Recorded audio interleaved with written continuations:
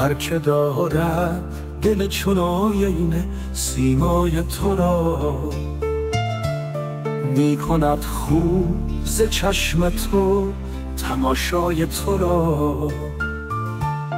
رم نکردی ز من و رام کسی هم نشدی،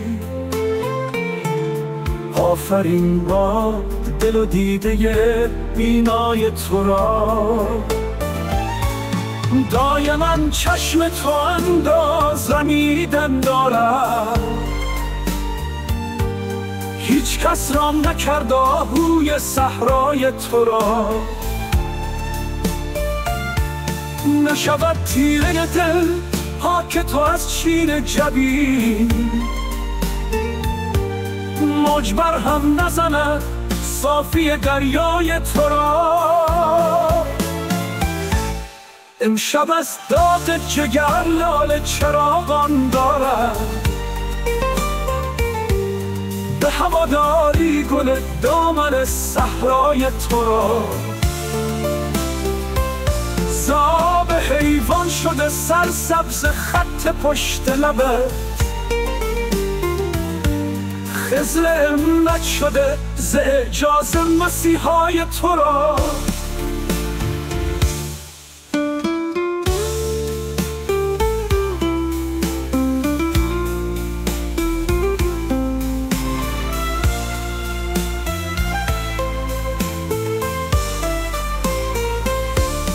از حلاوت لبت ساغر ز لبت وانه شده، باده چون تلخ کند لعل شکرخای تو را. نفس از نازکی طبع تو نتوانم زد، آه صد آه دل آینه سیمای تو را. همچو خورشید کشد باز به اریانی سر، جامه گر اطلس چرخ است سعیدای تو را.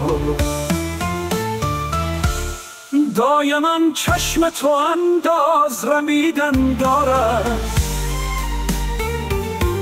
هیچ کس رام نکرد آهوی صحرای تو را. نشود تیره دل پاک تو از چین جبین، موج بر هم نزند صافی دریای تو را. امشب از داغ جگر لاله چراغان دارد،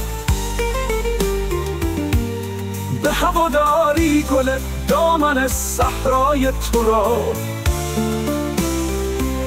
زاب حیوان شده سرسبز خط پشت لبت،